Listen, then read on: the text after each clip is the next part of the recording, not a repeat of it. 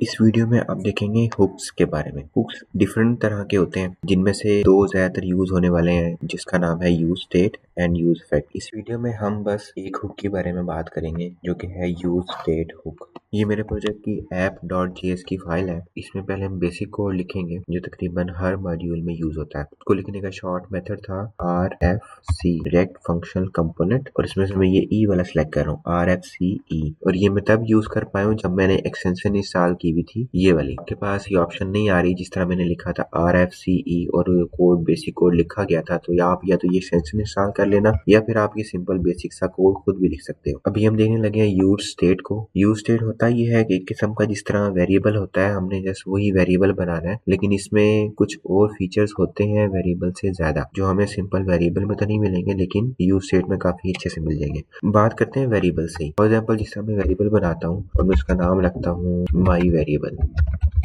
Is equal to, और कोई भी मैं उसे वैल्यू दे देता हूँ, फॉर एग्जाम्पल 100 दे देता हूँ, और इसको मैं यहाँ पे डिस्प्ले करा सकता हूँ। पैराग्राफ लिख रहा हूँ और उसके अंदर मैं लिखता हूँ value of my variable is. ये जस्ट एक पैराग्राफ है ताकि मुझे पता लगे कि आउटपुट में ये यहाँ पे वैल्यू क्या आ रही है। ये तो जस्ट एक HTML का सिंटैक्स है। हम चूंकि रिएक्ट में काम कर रहे हैं, इसलिए इसको हम HTML नहीं कहते बल्कि JSX कहते हैं। ये JSX का पार्ट है। इसमें माई वेरिएबल की जगह कोई वैल्यू 100 नहीं आएगी, बल्कि माई वेरिएबल लिखा हुआ आएगा। अगर मैंने इसकी वैल्यू को डिस्प्ले करना है तो मुझे जावास्क्रिप्ट का वेरिएबल लेके आना होगा। मैं करली ब्रेसेस के दरमियान लिखना होगा माई वेरिएबल। अब अगर मैं इस प्रोग्राम को सेव करता हूँ और आपको उसकी आउटपुट दिखाता हूँ, तो देखो आउटपुट पे लिखा आ रहा है value of my variable is 100। ये वाला माई वेरिएबल किस वजह से आया, क्योंकि मैंने JSX में डायरेक्ट लिखा हुआ था, और यहाँ पे 100 इसलिए आ रहा है कि मैंने करली ब्रेसेस से स्पेसिफाई कर दिया कि मैं एक वेरिएबल को यूज करना चाह रहा हूँ जिसकी वैल्यू मैंने जावास्क्रिप्ट में डिफाइन की हुई है। इसलिए इस माई वेरिएबल की जगह पे वैल्यू आ रही है 100, और ये माई वेरिएबल एज इट इज वैसे का वैसा डिस्प्ले हो रहा है। अब अगर मैं इसकी वैल्यू को अपडेट करता हूँ, जिसमें मैं लिखता हूँ माई वेरिएबल इज इक्वल टू 200 और सेव करता हूँ, तो देखें वैल्यू इसकी होगी 200। मतलब वेरिएबल की वैल्यू पहले इनिशियल कुछ और थी, उसके बाद मैंने उसको अपडेट कर दिया। लेकिन अगर मैं इसको अपडेट करना चाहूँ एट द रन टाइम, कि पहले मेरा यहाँ पे कोई आउटपुट आ जाए, मेरा कंपोनेंट रेंडर हो जाए, उसके बाद मैं इसकी वैल्यू को चेंज करूँ, तो उसके लिए फॉर एग्जाम्पल मैं यहाँ बनाता हूँ बटन, और यहाँ पे मैं कोई भी बटन में टेक्स्ट दे देता हूँ। फॉर एग्जाम्पल मैं लिखता हूँ click to update my variable. Button में आप कोई भी टेक्स्ट दे सकते हो। मैंने जस्ट यहाँ पे कंप्लीट इसलिए दिया ताकि आप पता हो कि ये बटन क्या काम कर रहा है। अभी ये एक्चुअली बटन ही है, लेकिन ये कुछ लग नहीं रहा, सिंपल एक टेक्स्ट लग रहा है, तो इसको स्टाइल दे देते हैं। फॉर एग्जाम्पल मैं यहाँ लिखता हूँ स्टाइल, और ये कर्ली ब्रेसेस ये शो करती है कि मैं जावास्क्रिप्ट लिखने लगा हूँ। लेकिन मैंने चूंकि इसमें कुछ प्रॉपर्टीज देनी है, तो इसलिए मुझे उसे ऑब्जेक्ट की फॉर्म में देना होगा। ऑब्जेक्ट देने के लिए फिर से एक कर्ली ब्रेसेस। अब मैं यहाँ फॉर एग्जाम्पल बता रहा हूँ कि इसका बैकग्राउंड होना चाहिए रेड। आई थिंक इतना ही काफी है। तो अब एक बटन मैंने बना दिया, जिस पर अगर मैं क्लिक करता हूँ तो इसकी वैल्यू को चेंज होना चाहिए। तो इसकी वैल्यू को चेंज करने के लिए मुझे एक इवेंट बनाना होगा कि अभी मेरी वेबसाइट पर एक क्लिक हो तो एक इवेंट जनरेट होना चाहिए। उसके लिए मुझे यहाँ बटन में एक एट्रीब्यूट देना होगा जिसका नाम है ऑन क्लिक। इसमें मुझे कोई ना कोई फंक्शन पास करना है। यहाँ पे जस्ट आप एक फंक्शन का नाम दोगे। फॉर एग्जाम्पल मैं नाम रखता हूँ चेंज माई वेरिएबल। फंक्शन का नाम आप कोई भी अपनी मर्जी से दे सकते हो, लेकिन ये ऑन क्लिक आप चेंज नहीं कर सकते। ऑन क्लिक बटन का या किसी भी डिव का या किसी भी एलिमेंट का एक एट्रीब्यूट होता है, जिसको हम इसलिए इस्तेमाल करते हैं जब भी उस पर क्लिक हो तो फिर क्या एक्शन परफॉर्म हो, हम सारे के सारे एक्शंस इस फंक्शन में परफॉर्म करेंगे। अभी एरर इसलिए आ रहा है क्योंकि अभी हमने इस फंक्शन को बनाया नहीं है। जिस तरह यहाँ नीचे देखो लिखा हुआ है change my variable is not defined, तो इसको मैं यहीं से कॉपी कर रहा हूँ ताकि कोई टाइपिंग मिस्टेक ना हो। और मैं यहाँ लिखता हूँ कॉन्स्ट और फंक्शन का नेम, और मैं एक एरो फंक्शन बना रहा हूँ। वैसे तो आप सिंपल फंक्शन भी बना सकते हो जो हमारे ट्रेडिशनल फंक्शन होते हैं, लेकिन प्रेफर ये किया जाता है कि आप एरो फंक्शन ही बनाओ। तो अभी देखो एरर खत्म हो गया। हालांकि हमने अभी इस फंक्शन में कुछ लिखा नहीं है, लेकिन वो जो एरर आ रहा था कि डिफाइन नहीं किया हुआ, वो एरर खत्म हो गया कि हमने डिफाइन किया हुआ है। अब हमारा मसला है कि हमने कोई लॉजिक लिखी है या नहीं लिखी। और फॉर एग्जाम्पल मैं ये जो काम था ये वाला माई वेरिएबल 200, ये वाला काम मैं इस फंक्शन के अंदर करना चाह रहा हूँ। मैंने यहाँ से कट किया और यहाँ पेस्ट कर दिया। मतलब जब मेरा ये इवेंट अगर हो तो माई वेरिएबल की वैल्यू 200 होनी चाहिए और इनिशियल उसकी वैल्यू 100 डिस्प्ले हो। प्रोग्राम को जैसे मैंने सेव किया तो ये ऑटो रन हो भी गया। तो यहाँ देखो इसकी वैल्यू इनिशियली 100 है, हालांकि इसमें 200 भी लिखा हुआ है। पहले भी लिखा हुआ था 200 और अब भी लिखा हुआ है। फर्क क्या है, पहले 200 आ रहा था लेकिन अब 100 आ रहा है। किस वजह से? क्योंकि मैंने अब इस 200 को इस फंक्शन के अंदर रख दिया। तो ये तब रन होगा जब इस बटन पे हम क्लिक करेंगे। तो अभी देखो जैसे मैं क्लिक करता हूँ मैं क्लिक कर रहा हूँ लेकिन कोई भी चेंजेस अपडेट नहीं हुई। आपको मैं यहाँ दिखाता हूँ ये फंक्शन कॉल हो भी रहा है कि नहीं हो रहा। मैं यहाँ लिखता हूँ CLG console dot log automatic लिखा गया, दिस फंक्शन इज कॉलिंग। ये जैसे इसलिए ताकि आपको दिखाने के लिए कि ये फंक्शन कॉल हो रहा है, फंक्शन कॉल हो रहा है लेकिन ये वैल्यू अपडेट नहीं हो रही। हम इस फंक्शन के अंदर आए हैं, हमारा बाकी कोड सारा ठीक है लेकिन इसकी वैल्यू अपडेट क्यों नहीं हो रही। अब ये जो मैंने लिखा है ये चीज मुझे दिखेगी कंसोल में या आउटपुट पे नहीं दिखेगी। ये सारा HTML कंटेंट होता है, इसकी वैल्यू को हमने अपडेट करना है तो हम डॉम यूज करते हैं, मतलब कोई भी एलिमेंट हमने लिया होता है उसकी वैल्यू को हम चेंज कर रहे होते हैं। तो अभी ये जो लाइन है इसकी आउटपुट मुझे दिखेगी कंसोल पर। तो मैं यहाँ पे राइट क्लिक कर रहा हूँ और इंस्पेक्ट ये कंसोल विंडो, इसको मैं एक दफ़ा रिफ्रेश कर लेता हूँ। ये जो एरर थे ये पुराने थे। तो अब देखो जैसे ही मैं इस पर क्लिक करता हूँ, click to update my variable, देखो फंक्शन कॉल हुआ, change my variable function is called. ये फंक्शन कॉल हो रहा है, आउटपुट वहीं से आई है ये वाली। दोबारा से क्लिक करता हूँ, इसे देखो दूसरी दफ़ा फिर कॉल हुआ, तीसरी दफ़ा फिर कॉल हो रहा है लेकिन माई वेरिएबल की वैल्यू अपडेट नहीं हो रही। ये क्यों नहीं हो रही? क्योंकि जब हमने इस वेरिएबल को इस कंपोनेंट में बनाया है, ऐप वाले कंपोनेंट में, उसमें आपने वेरिएबल हार्ड कोडेड किया हुआ। अगर आप कोई ऐसा डाटा रखना चाहते हो जो उस कंपोनेंट में चेंज भी आपको दिखाई दे, इसको कहते हैं स्टेट। उस फंक्शन की स्टेट जो आप किसी भी इवेंट के लिहाज से उसे चेंज करना चाह रहे हो, तो तब हम यूज करते हैं यूज स्टेट हुक। अगर हम ये चेंजेस देखना चाहते हैं अपने कंपोनेंट में, एक दफ़ा कंपोनेंट रेंडर हो गया, उसकी स्टेट को चेंज होता देखना चाह रहे हैं कि उसकी स्टेट किसी भी वजह से चेंज हो जाए, इवेंट हैकर हो या कोई भी फंक्शन में ऐसी कोई चीज़ आती है जिसकी वजह से हम उसे शो करना चाह रहे हो, तो हमें यूज़ करना पड़ेगा यूज स्टेट का। इसको यूज़ इस तरह करेंगे, फॉर एग्जाम्पल इसी के बाद में लिखता हूँ यहाँ पे कॉस्ट, और यूज स्टेट जो है ये किस्म का एक अरे को रिटर्न करता है। फॉर एग्जाम्पल मैं इसका नाम रखता हूँ माई स्टेट और कॉमा के बाद अगला एलिमेंट जो अरे का होगा, फंक्शन दे देता है, फंक्शन का नाम होगा, फॉर एग्जाम्पल मैं लिखता हूँ set my state is equal to, और यहाँ पे मैं लिखूंगा यूज स्टेट। ये वो हुक है जो मैं यूज करने लगा हूँ। अब ये हुक एक किस्म का बिल्ट इन फंक्शन होते हैं, तो इसलिए मुझे स्मॉल वेसी लिखनी होंगी, और स्मॉल वेसी के दरमियान में मैं कोई भी वैल्यू पास करूंगा जो इनिशियली माई स्टेट वेरिएबल में एक किस्म के डिफाइन हो जाएंगे। इसको हम वेरिएबल नहीं कहते, इसको हम स्टेट कहते हैं। अब मैंने एक स्टेट बनाई जिसका नाम रखा है माई स्टेट, और माई स्टेट की वैल्यू को जब अपडेट किया जाएगा तो मैं फंक्शन यूज करूंगा जिसका नाम है सेट माई स्टेट, और यूज स्टेट के जरिए ही मैंने ये सारा काम किया। और इस फंक्शन को मैं यहाँ पास करूंगा इनिशियल वैल्यू जो माई स्टेट में स्टोर होनी। फॉर एग्जाम्पल मैं यहाँ पे वैल्यू देता हूँ 0, वैल्यू आप कोई भी दे सकते हो। अभी देखो यहाँ पे एरर आ रहा है, लिखा हुआ है use state is not defined, line number 6 में।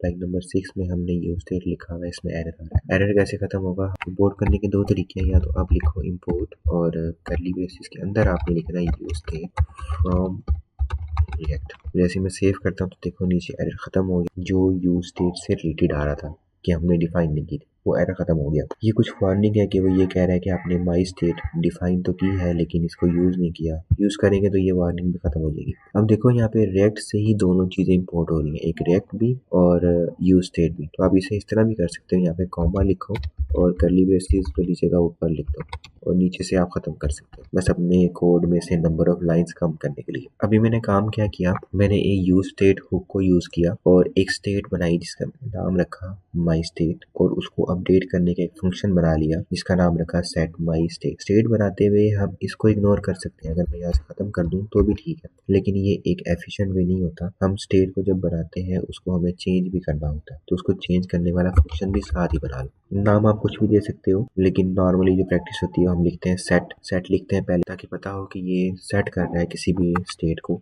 तो जस्ट एक कन्वेंशनल यूज किया हुआ है सेट, यहाँ लिख सकते हो माई स्टेट।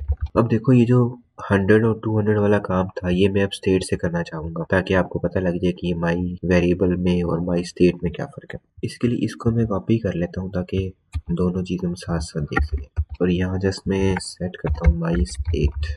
वही सारा काम जो वेरिएबल वाला था वही सारा काम हो रहा है। तो देखो लिखा आ रहा है value of my state is 0, क्योंकि मैंने यहाँ पे 0 इनिशियलाइज किया हुआ है। ये 0 माई स्टेट में ऑटोमेटिकली सेव हो गया। इसको ग्रीन कर देते हैं ताकि फर्क वाज़ेह हो जाए। अब जैसे ही मैं इसको क्लिक करूंगा तो ये फंक्शन रन होगा। फिलहाल तो अभी वही फंक्शन रन हो रहा है ये वेरिएबल वाला, तो इसके लिए मैं एक नया फंक्शन बना लेता हूँ। फॉर एग्जाम्पल इसका नाम मैं देता हूँ चेंज माई स्टेट। नाम आप फंक्शन का कोई भी रख सकते हो, बस मुझे दोबारा से इसको डिफाइन करना पड़ेगा।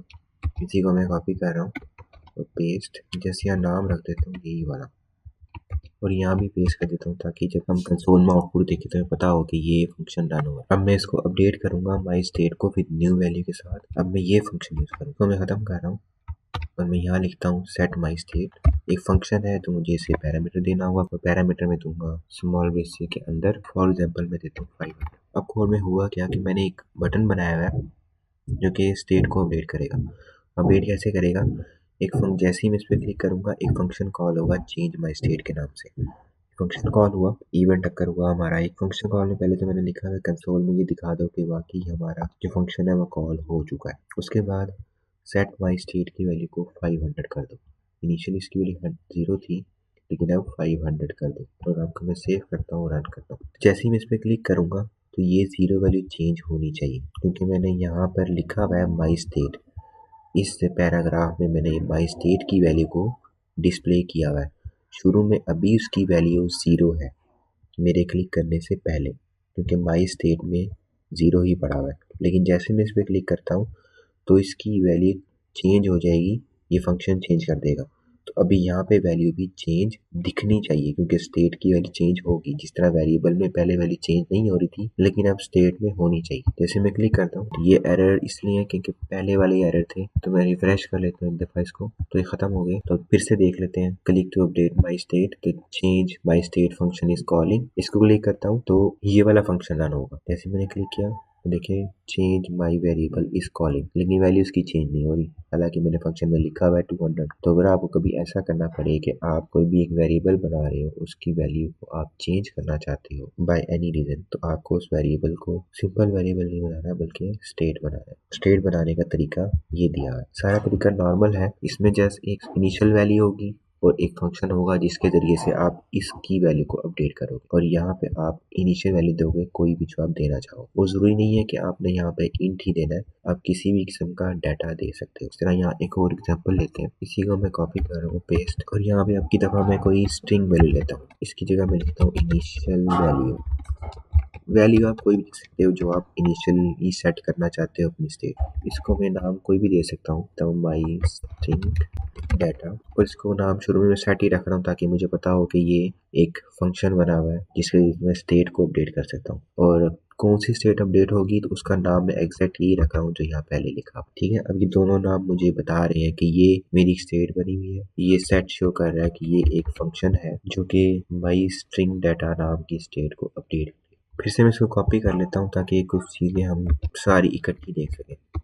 यहाँ पे मैं इसी स्टेट का नाम रख देता हूँ, तो कलर मैंने रख दिया ब्लू, और click to update my state इसको भी चेंज कर देते हैं, और यहाँ मैं जस्ट इसी वेरिएबल का नाम रख देता हूँ। ये जस्ट मैं इसलिए रख रहा हूँ ताकि हमारी आउटपुट पे क्लियर पता हो कि ये चीज़ क्या काम कर रही है। इसका इससे कोई ताल्लुक नहीं है कि मैंने यहाँ पर लिखा है तो ही ये स्टेट चेंज हो रही है। फंक्शन मुझे इसका दोबारा फिर से बनाना पड़ेगा। इसी को मैं कॉपी कर रहा हूँ, ये पेस्ट, और नाम भी चेंज कर देते हैं। यही मैं नाम यूज़ करूँगा ताकि पता हो कि ये फंक्शन हमारी किस स्टेट के लिए है। यहाँ भी मैं यही नाम यूज़ कर रहा हूँ ताकि हमें कंसोल में दिखे कि कौन सा फंक्शन रन हो रहा है। अब यहाँ पे चूंकि मैंने स्टेट को शुरू में बनाया था कि वो एक स्ट्रिंग डाटा है, और मैं यहाँ पे इसको इंटीग्रल वैल्यू दे दूँ तो भी कोई मसला नहीं है, तो भी कोई एरर नहीं आएगा। आप न्यू वैल्यू कोई भी दे सकते हो। मैं जैसे यहाँ पे कोई भी डेसिमल दे के देखते हैं, मैं लिखता हूँ 50.5। कोड को देख लेते हैं, कोड में हुआ क्या। एक मैंने बटन बनाया, और ये ब्लू रंग वाला बटन वो है जो मेरी माई स्ट्रिंग डाटा नाम की स्टेट को चेंज करेगा, और जैसे ही मैं इस पर क्लिक करूंगा तो ये फंक्शन रन होगा जिसका नाम है चेंज माई स्ट्रिंग डाटा। ये फंक्शन कॉल हुआ, इस लाइन ने जस्ट डिस्प्ले करा कि कंसोल पर आउटपुट क्या आ रही है, और फिर सेट माई स्ट्रिंग डाटा नामी फंक्शन को कॉल किया गया और स्टेट को अपडेट कर दिया गया एज 50.5। प्रोग्राम को मैं सेव करता हूँ और रिफ्रेश करते हैं ताकि ये कंसोल की पुरानी आउटपुट खत्म हो जाए। ये जो इनिशियल वैल्यू है ये चेंज होनी चाहिए क्योंकि ये वो स्टेट की वैल्यू है जो इनिशियली मैंने सेट की थी यहाँ पे। अब इसकी जगह आना चाहिए 50.5। क्लिक करता हूँ तो ये आ गया। हालांकि मैंने इनिशियल वैल्यू स्ट्रिंग दी थी, बाद में मैंने उसे चेंज कर दिया बाय डेसिमल वैल्यू। तो आप वैल्यू कोई भी दे सकते हो, जिस तरह मैं यहाँ पे एक स्ट्रिंग देता हूँ और मैं लिख देता हूँ यहाँ पे new value in my string data. कोई भी आप स्ट्रिंग दे सकते हो। प्रोग्राम को मैंने सेव किया, ये पुरानी आउटपुट शो हो रही है, पुरानी स्टेट है, हालांकि मैंने उसे चेंज कर दिया है, प्रोग्राम भी दोबारा रन हुआ है, लेकिन चूंकि मैंने रिफ्रेश नहीं किया तो कंपोनेंट की स्टेट पुरानी वाली ही है। तो जैसे मैं इसको क्लिक करता हूँ और मैंने रिफ्रेश भी नहीं किया, नोट करो ये मैंने रिफ्रेश नहीं किया हुआ, प्रोग्राम जस्ट सेव किया है और स्टेट चेंज नहीं हुई, स्टेट वही है। तो जैसे ही मैं क्लिक करता हूँ तो अब स्टेट चेंज हुई, 50.5 था क्योंकि कंपोनेंट पहले से रेंडर हुआ था, इसलिए उसकी स्टेट वही बनी हुई थी। तो अब 50.5 अब कभी नहीं आएगा दोबारा, जब भी मैं रिफ्रेश करूंगा दोबारा कभी नहीं आएगा क्योंकि कोड से ही वो खत्म कर दिया गया। इसको मैं फिर से रिफ्रेश करता हूँ, अब इनिशियल वैल्यू आ रही है, जैसे मैंने क्लिक किया तब न्यू वैल्यू आ रही है। अब 50.5 नहीं आएगा क्योंकि वो पुरानी आउटपुट थी जो लास्ट रन में एग्जिस्ट करती थी और वही स्टेट शो हो रही थी। ये जरूरी नहीं है कि आपने इसमें सिर्फ इंटीजर डाटा रखना है या स्ट्रिंग डाटा रखना है या डेसिमल डाटा रखना है, आप किसी भी किस्म का डाटा रख सकते हो। वो डाटा अरे भी हो सकता है, वो ऑब्जेक्ट्स भी हो सकता है या एक और फंक्शन भी हो सकता है। फॉर एग्जांपल हम देखते हैं एक अरे को इनिशियलाइज करते हैं यूज स्टेट के अंदर। मैं एक नई स्टेट बनाता हूँ, इसी को कॉपी कर लेते हैं, पेस्ट करता हूँ और यहाँ पे मैं लिखता हूँ माई अरे लिख देता हूँ और सेट माई अरे और इसको मैं कोई भी इनिशियल वैल्यू फॉर एग्जांपल दे देता हूँ, colour red comma green comma single quotation के दरमियान फिर से ब्लू। ये मैंने एक अरे यूज कर ली। ये सारी की सारी वैल्यूज एक अरे के फॉर्मेट में माई अरे के अंदर सेव हुई हुई है। इसको डिस्प्ले करने का मेथड थोड़ा डिफरेंट होता है as compare to simple variable या फिर सिंपल स्टेट कि हमने अरे के हर इंडेक्स को टारगेट करना है। इसके लिए हम यूज करते हैं एक फंक्शन जिसका नाम है मैप। यहाँ फॉर एग्जाम्पल पैराग्राफ बना लेता हूँ और मैं लिख देता हूँ डाटा इन माई अरे और यहाँ पे मैंने उस अरे को डिस्प्ले करना है सारा का सारा। अब ऐसा नहीं हो सकता कि मैं यहाँ पे इसे कॉपी करूँ और यहाँ पे ऐसे लिख दूँ। आउटपुट देखो कैसी आ रही है रेड ग्रीन ब्लू, वही सारी की सारी जो यहाँ पे हमने लिखी हुई थी। अब ये आ तो गई आउटपुट, लेकिन ऐसे नहीं आई जिस तरह आनी चाहिए थी। इसने क्या किया, सारे एलिमेंट को डिस्प्ले कर दिया। अब अगर मैं चाहता हूँ कि ये सारे नेक्स्ट लाइन में आए, रेड पहले लिखा हो फिर ग्रीन फिर ब्लू, इस तरह के नजर आए कि ये हर एलिमेंट में कौन कौन सा डाटा स्टोर हुआ, तो वो वाला काम इससे नहीं हो सकता। इसमें थोड़ा सा गैप आ जाएगा। अगर मैं यहीं पे लिख देता हूँ रेड के बाद एक स्पेस, ग्रीन के बाद एक स्पेस और ब्लू के बाद एक स्पेस, ताकि डिफरेंट लॉजिक लगाई जा सकती है कि स्पेस के लिहाज से इसको स्प्लिट कर दो और फिर बारी बारी इसको डिस्प्ले कर दो। लेकिन उसमें भी जब हम स्प्लिट करेंगे तब भी वो एक अरे ही बनेगी, तो तब भी हमें एक फंक्शन लगाना पड़ेगा जिसका नाम है मैप। वो लगाते हैं कि वो कैसे होगा। इसको भी मैं खत्म नहीं कर रहा, इसको भी यहीं पड़ा रहने देते हैं और यहाँ लिख देता हूँ डाटा इन माई अरे बाय यूजिंग मैप फंक्शन। इन दोनों सेक्शन में थोड़ा डिफरेंशिएट करने के लिए मैं यहाँ लाइन एक बना देता हूँ। मैं लिखता हूँ यहाँ पे HR लाइन से क्रिएट हो जाएगी। अब मैं यहाँ से इसे रिमूव कर देता हूँ और यहाँ फॉर एग्जांपल मैं बनाता हूँ एक लिस्ट जिसमें मैं सारे एलिमेंट्स को डिस्प्ले करूँगा। तो ये एक किस्म की लिस्ट ही बन जाएगी। इसके अंदर मैं मैप फंक्शन लगाऊंगा। तो यहाँ मैं कर्ली ब्रेसेस फिर से स्टार्ट करता हूँ। इसके दरमियान में मैं मैप फंक्शन लगाऊंगा। मैप फंक्शन मैंने किस पे लगाना है, इस अरे के ऊपर, माई अरे डॉट मैप, ये एक फंक्शन है। अब ये मैप फंक्शन एक पैरामीटर लेगा जो कि एक कॉल बैक फंक्शन होगा। कॉल बैक फंक्शन हम बनाएंगे हम एरो फंक्शन के जरिए। तो मैं इसके दरमियान में एक एरो फंक्शन बनाऊंगा और ये हो जाएगी उसकी बॉडी। अब इस माई अरे में डिफरेंट एलिमेंट्स है, जिस तरह यहाँ एक रेड है, ग्रीन है, ब्लू है, तो वही एलिमेंट मैंने यहाँ पर बारी बारी गेट करने हैं। मैं जस्ट यहाँ पे लिखता हूँ एलिमेंट।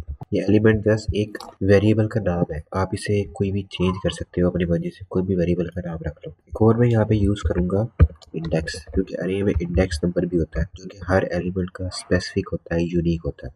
अब जब ये फंक्शन कॉल होगा तो इसकी कोई ना कोई एक रिटर्न टाइप होगी, क्योंकि कॉल बैक फंक्शन है तो कुछ ना कुछ रिटर्न करेगा। तो मैं यहाँ पे रिटर्न करना चाह रहा हूँ एक लिस्ट आइटम जिसके अंदर मैं इसको एलिमेंट को डिस्प्ले कर रहा हूँ। तो अभी मैं हूँ एक अनऑर्डर लिस्ट के अंदर और उसके अंदर मैं एक लिस्ट बनाना चाह रहा हूँ बाय यूजिंग मैप फंक्शन। तो मैं यहाँ पे एक लिस्ट आइटम बनाता हूँ और इसको मैं रिटर्न करूँगा। अब मैप फंक्शन के साथ आप जब भी कोई चीज रिटर्न करते हो तो उसे एक यूनिक आईडी लाजमी देनी होती है। अभी मैं यहाँ पे रिटर्न कर रहा हूँ LI, तो इसको मुझे यूनिक बनाना होगा। इस माई अरे में टोटल 3 एलिमेंट्स हैं, रेड ग्रीन ब्लू। तो इस एरो फंक्शन ने 3 दफा रिटर्न करना है LI को, तो हर दफा उसको यूनिक होना चाहिए। इसलिए यहाँ पे पैरामीटर पास होगा जिसका नाम है की इज इक्वल टू, और यहाँ पे कोई आपने ऐसी वैल्यू देनी है जो इस अरे का ही पार्ट हो लेकिन यूनिक हो, उस अरे का ही पार्ट हो लेकिन यूनिक हो, यहाँ पे एलिमेंट भी यूनिक है और इंडेक्स भी यूनिक है, तो आप दोनों में से कोई भी दे सकते हो। फॉर एग्जाम्पल मैं यहाँ पे लिखता हूँ इंडेक्स ज़्यादा वैलिड है एज कम्पेयर टू एलिमेंट, और यहाँ पे जस्ट li रिटर्न होगा इस फंक्शन से, और मैंने यहाँ पर उसकी वैल्यू को डिस्प्ले करना है, किसकी वैल्यू को, एलिमेंट की वैल्यू, तो मैं यहाँ लिख दूंगा एलिमेंट। प्रोग्राम को जैसे मैं सेव करता हूँ तो देखो आउटपुट आ रही है रेड, ग्रीन एंड ब्लू। अगर मैं यहाँ पे इंडेक्स की बजाय एलिमेंट भी लिख देता हूँ तो भी कोई इशू नहीं है। अभी फिलहाल इस केस में एलिमेंट भी यूनिक ही है, कोई एलिमेंट रिपीट नहीं हो रहा, लेकिन अगर मैं यहाँ पे मैं रेड फिर से लिख देता हूँ, अब एरर आएगा। अब देखो ये मैप फंक्शन अब एरर देगा। जैसे मैंने इसको यहाँ पे एलिमेंट लिखा और इसको रिफ्रेश किया तो देखो इधर तो कोई एरर नहीं है, लेकिन यहाँ कंसोल में एरर है। कह रहा है कि रेड आपने की में यूज़ किया हुआ है अपने एलिमेंट को, जबकि रेड उसमें 2 दफ़ा आ रहा है। तो आप यहाँ पे कोई भी ऐसी की यूज़ नहीं कर सकते जो कि डुप्लीकेट होती हो, जो कि रिपीटेड होती हो। तो इसलिए मैंने यहाँ पे इंडेक्स यूज़ किया ताकि मैं उसको यहाँ पे यूज़ कर पाऊँ। अगर मैं इसको यहाँ पे देखो एलिमेंट यहाँ पे रिपीटेड है तो एलिमेंट को तो मैं की के तौर पे इस्तेमाल नहीं कर सकता, लेकिन इंडेक्स को कर सकता हूँ, क्योंकि अब ये 0 इंडेक्स, 1 इंडेक्स, 2 इंडेक्स और 3 इंडेक्स, इस सारी अरे में इंडेक्स नंबर यूनिक ही रह रहा है। तो मैं यहाँ पे अगर इंडेक्स नंबर लिखता हूँ और सेव करता हूँ, और ये चूंकि पुराना एरर है, कंसोल का एरर कैसे खत्म होगा, अगर मैं इसको रिफ्रेश करता हूँ तो एरर खत्म हो गया। अब यहाँ पे ये चारों आ रहे हैं, red, green, blue and red. ये वो एलिमेंट है जिसको मैं डिस्प्ले कर रहा हूँ, जो मैं इस अरे के अंदर से एलिमेंट को लेकर आ रहा हूँ, और ये वो एलिमेंट है जिसको मैं इंडेक्स नंबर के तौर पे या यूनिक एलिमेंट के तौर पे यूज कर रहा हूँ। अभी तक हमने बस ये सीखा कि हम एक अरे को स्टेट के तौर पे कैसे बनाते हैं और उसको अपने JX में डिस्प्ले कैसे करते हैं। अभी तक हमने ये नहीं देखा कि हम इसको अपडेट कैसे करेंगे। इस सेट माई अरे फंक्शन को यूज करते हुए इसमें कुछ चेंजेस करें और फिर वो यहाँ पे डिस्प्ले होनी चाहिए। तो उसके लिए फिर से मैं एक बटन बनाता हूँ और कोई टेक्स्ट ये वाला कॉपी कर लेते हैं, और ये div वो है जो ये पूरा फंक्शन रिटर्न कर रहा है। तो मैंने ये कॉपी पेस्ट करना है इसी div के अंदर। यहाँ मैं लिख देता हूँ माई अरे अपडेटेड वैल्यू ऑफ माई अरे इज, और यहाँ से ये मैं खत्म कर रहा हूँ कि हम अब एक नई वैल्यू खुद से जनरेट करेंगे। इसके बैकग्राउंड को ये रहने देते हैं और एक नया फंक्शन मैं बनाता हूँ, इसका नाम मैं रख देता हूँ चेंज माई अरे, क्लिक टू अपडेट माई अरे। अभी एरर आ रहा है क्योंकि मैंने ये फंक्शन अभी डिफाइन नहीं किया हुआ, तो यहाँ मैं डिफाइन करता हूँ, नाम रखा, एरो फंक्शन बनाया, बॉडी फिलहाल उसकी ब्लैंक दे दी। कॉपी पेस्ट ही कर रहा हूँ। पहली लाइन बस इसलिए है कंसोल वाली ताकि ये पता हो कि फंक्शन कॉल हो भी रहा है कि नहीं हो रहा। दोबारा मैंने ये फंक्शन यूज़ करना है सेट माई अरे, और यहाँ पे मैंने एक कोई नई वैल्यू देनी है। यहीं पे लिख लेते हैं क्लिक टू अपडेट माई अरे विद, मैं कहता हूँ कि येलो ऐड हो जाएगा।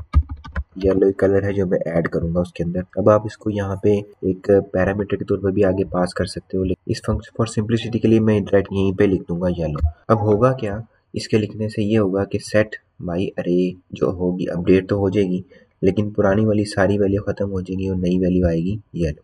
अगर मैं इसको यहीं से कॉपी करूँ ये माई अरे को और इसके नीचे पेस्ट कर दूँ तो देखो अभी आउटपुट आ रही है, ये पुरानी वाली आउटपुट है जो अभी इस अरे में डिफाइन हुई है। ये सारी वैल्यू, ये पुरानी वैल्यूज हैं जो अभी मेरी अरे में डिफाइन हुई है। ये नीचे जैसे मैं इस बटन पे क्लिक करता हूँ तो क्या होगा, ये मैंने भी नीचे लिखा है, जैसे ही मैं इस बटन पे क्लिक करूँगा तो एक फंक्शन कॉल होगा चेंज माई अरे के नाम से। चेंज माई अरे फंक्शन ये करेगा कि पहले तो ये आउटपुट डिस्प्ले करेगा कंसोल पे, ये हमारा कंसोल है इसमें फिलहाल एरर आ रहे हैं, ये एरर रिमूव हो जाएंगे जब मैं पेज को रिफ्रेश करूँगा, ये पुराने एरर है। उसके बाद सेट माई अरे का फंक्शन कॉल होगा जो ये कहेगा कि माई अरे के नाम से जो स्टेट बनी हुई है उसमें येलो मूव कर दो। अब चूंकि मैंने एक नई अरे पास कर दी है तो पुराना डाटा सारा खत्म हो जाएगा और नया आएगा, और नए में सिर्फ येलो लिखा होगा। पेज को मैं रिफ्रेश करता हूँ, क्लिक करता हूँ इस बटन पे तो देखो पुराना डाटा खत्म हो गया, अब सिर्फ येलो लिखा, और ये ऊपर लिखा भी आ रहा है चेंज माई अरे फंक्शन इज कॉल्ड। तो इस तरह आप कोई भी अरे टाइप का डाटा बना सकते हो, स्टेट बना सकते हो और उसको फिर अपडेट भी कर सकते हो। स्ट्रिंग का भी हमने सीख लिया, डेसिमल का भी आपको बताया, इंटीजर किसी भी किस्म का आप डाटा स्टेट में बना सकते हो और उसको फिर जो आपने फंक्शन बनाया होगा स्टेट के साथ ही उसको यूज करते हुए अपनी स्टेट को अपडेट कर सकते हो। अगर आप ये करना चाहते हो कि येलो उसी पुरानी वाली अरे में ऐड हो, फिर कुछ चीजें और करनी पड़ेंगी। आपको ये करना पड़ेगा कि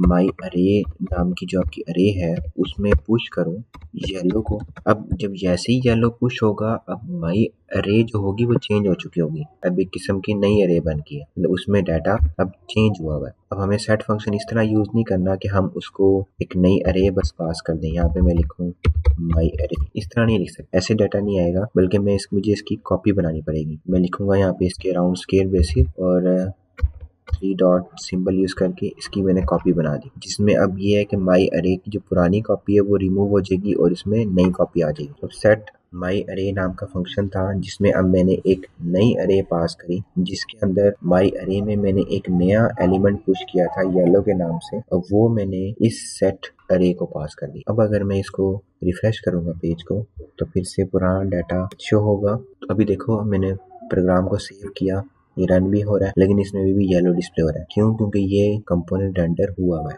ये सारी इसकी पुरानी स्टेट्स हैं। मैं इसको रिफ्रेश करता हूँ, फिर से वही अरे के एलिमेंट्स आ रहे हैं जो पहले थे। जैसे मैं इस बटन पे क्लिक करता हूँ तो इस रेड के बाद येलो भी आना चाहिए, तो येलो भी आ रहा है। येलो ऐड हुआ उसके अंदर, अब ऊपर भी येलो आ रहा है, देखो यहाँ भी येलो ऐड हो चुका है। तो ये सारी वही स्टेट है जो हमने पहले बनाई हुई। तो इस तरह आप यूज स्टेट को यूज कर सकते हो, अपना कोई भी डाटा स्टेट में मूव कर सकते हो, कोई भी फंक्शन बना सकते हो जो उसी स्टेट को अपडेट करने में इस्तेमाल होगा। और इस यूज स्टेट को यूज करने के लिए आपको इसको इंपोर्ट करना होगा फ्रॉम रेक्ट।